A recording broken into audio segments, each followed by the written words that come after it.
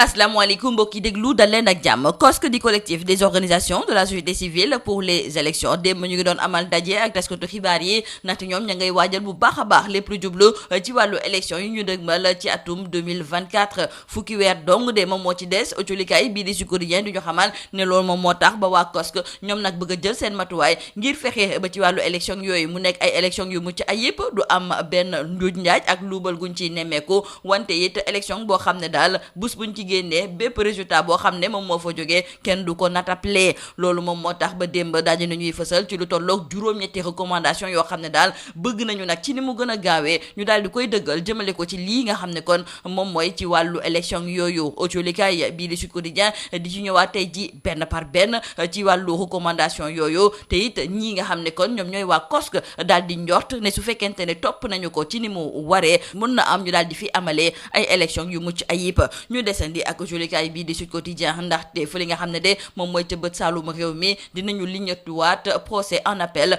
bu affaire Boffa Bayotte suñu naataango bii di Ignace Ndeye du ñu xamal ne ci fukki fan ak juróom-ñeent ci weeru mai la kii nga xam ne moom mooy René Capain Bassène ak tamit Ampoy Bodian fas yéene waat jàllaat ci kanamu baar bi wante kii nga xam ne de moom mooy chef rebelle di César Atoute Badiate moom du ko teewee moom sax musul teewee nag li nga xam ne moom moo jublu ci wàllu procès yooyu loolu sax moom moo tax ba ñu koy daan ci wàllu réclusion criminelle à perpétuité moom teewewu fa ci ginnaawam daal lañu ko daal di defee kon nañu jàpp ak autolikaay bii di Sud Quotidien ne ci fukki fan ak juróom-ñeent ci weeru mai bi ñu dëgmal la ñu fas yéene kon li ñëttuwaat affaire Boffa Bayotte ci fukki fan ak juróom-ñaar ci weeru avril moom ki nga xam ne moom mooy Ousmane Sonko ak Mame Mbaye Niang ñoom ñaar it dinañu jaaraat ci kanamu yoon autolikaay bii di Le Quotidien mi ngi ñuy xamal ne procès en appel bi kon ci bés boobu lañ ko fas yéene amal le mandat daal di gis kon ne ay xët-xët dinañ ko fi tàmbaliwaat di ko nemmeeku autolikaay bii di Le Peuple ne kon kii di Ousmane Sonko lay xeeñ ca wetam neexul dara waay ndaxte fu mu nekk nii procès boobu dinañu ko ubbiwaat ay jafe-jafe it dinañ ko fi seentuwaat Le Quotidien di ñu xamal it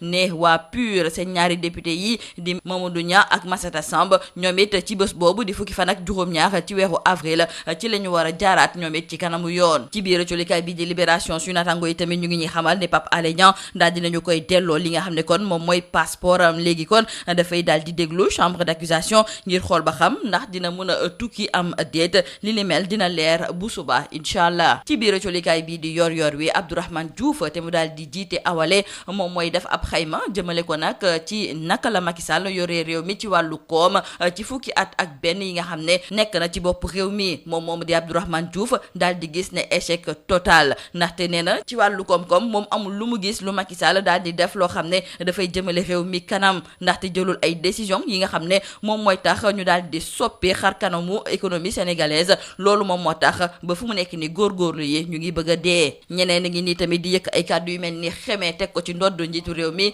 muy waa CRD di congrès de la renaissance démocratique Mamadou Lamine Diallo mi nga xam ne moom moo jiite kuréel googu daal di gis ne suñu démocratie fu mu nekk ni dañu ko daal di nësaxal te it du leneen lu dul nag ay mbirum ñetteeli candidature Macky Sall moom moo ko bëgg a nërmeel loolu moom moo tax ba waa CRD ci biir colikaay bii di l'info di woo képp koo xam ne kon da ngay yëngatu ci wàllu politique ngir ñu jël seen responsabilité ñu ngi dëgmal ci nawet bi te fu mu nekk ni sax am na yenn ci ay taw yoo xam ne ñoo ngi koy nemmeeku ci Dakar ak tamit ci yeneen i diwaan loolu tamit di indi njàqare askan wi nga xam ne dañ doon jànkonteel ak wàllu mbënd wante colikaay bi di Le Soleil mi ngi ñuy xamal ne démb waa ONAS daal dinañuy dalal xel yi di xamle ne ñoom tàmbali nañu seen opération pré-hivernale te it dinañu xeexee lépp lu jublu ci wàllu mbënd bi ci ni mu waree jeexale ko colikaay bii di Tribune ma ngay ñëw ci ab accident gu métti goo xam ne nag am na ci yoonu Louga ba mu am ci lu tolloo ko juróomi nit yu ci ñàkk seen bakkan fanweeri nit ak ñett daal di ci amee ay gaañu-gaañu yi fukk ak ñett yi nag nekk ci wàllu sauvetage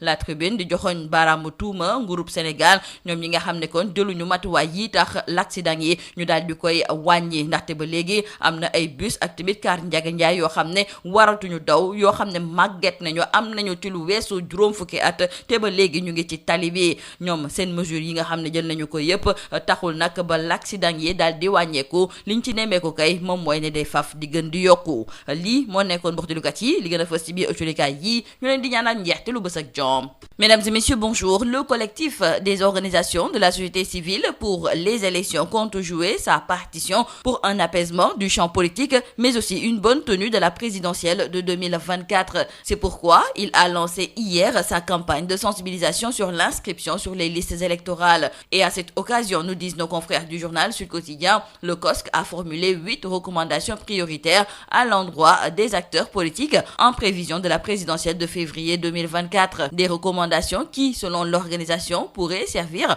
de base à la concertation envisagée. Premièrement, le collectif recommande la prise d'initiative par le chef de l'État en vue de l'apaisement du climat politique. Et deuxièmement, la notification des articles L29, L30 du Code électoral de manière à abroger la déchéance électorale. Troisièmement, assurer la traçabilité des cartes d'électeurs de manière à localiser celles qui ne sont pas distribuées. Quatrièmement, il importe de procéder au découplage de la carte nationale d'identité et de la carte d'électeur et d'envisager également la possibilité de voter sur présentation de la carte d'identité tout en facilitant l'accès aux informations électorales. Et en cinquième recommandation, nos confrères de Sud Quotidien d'écrire que le COSC demande de réformer le système du parrainage électoral, notamment par la restauration du parrainage optionnel ou alternatif par des élus et des électeurs. La sixième recommandation est de garantir l'accès des partis politiques au fichier électoral par la prise du décret prévu par l'article L49 du Code électoral. En septième recommandation, le COSC appelle à mettre en œuvre les points de consensus actés par la commission du dialogue et les pertinentes recommandations des experts de la Sénat et celles formulées par les missions d'observation électorale. Et enfin, en huitième recommandation, le COSC suggère de veiller au renouvellement du mandat des membres de la Sénat. Voici donc formulées les 8 recommandations prioritaires du collectif des organisations de la société civile pour les élections à l'endroit des acteurs politiques en prévision à la présidentielle de février 2024. Restons avec nos confrères du journal Sud Quotidien et c'est pour signaler que le procès en appel des meurtriers de Boffa Bayotte se tiendra le 19 mai prochain. Et selon notre confrère Ignace Ndeye, ce sera sans le chef rebelle César Atoute Badiate, jugé par contumace et condamné à la réclusion criminelle à perpétuité. Ainsi donc, le journaliste René Capet-Bassène et le chargé de mission du MFDC Oumar Ampoy Bodian seront à nouveau devant la barre du tribunal de Ziguinchor. Mame Mbaye Niang et Ousmane Sonko, eux aussi, repassent le 17 avril prochain devant la barre. C'est donc dire avec nos confrères du journal Le Quotidien que l'affaire opposant le ministre Mame Mbaye Niang à Ousmane Sonko, leader du parti PASTEF, est loin de connaître son épilogue puisque la date de leur appel en procès est encore programmée au lundi prochain. Et rebolote pour l'estocade, titre nos confrères du journal Le Mandat, et pour nos confrères du quotidien Le Peuple, Ousmane Sonko est mal barré. Retenons également avec nos confrères du quotidien Le Quotidien que les députés Massata Samb et Mamadou Niang seront aussi à la barre le 17 avril prochain. Il faut aussi signaler avec nos confrères du journal Libération que le journaliste Pape Alé Niang saura s'il peut quitter le territoire national ou pas. En effet, ses avocats avaient saisi la chambre d'accusation après le refus du juge qui l'a inculpé de lui restituer son document de voyage. Un fait dénoncé d'ailleurs par le journaliste qui affirmait avoir un rendez-vous médical en France. L'appel introduit par ses conseils contre l'ordonnance du juge sera étudié demain 13 avril 2024. Dans le journal Yor Yorbi, c'est Abdourahmane Diouf, le président de Awalé, qui tire le bilan économique des 11 ans de Macky Sall.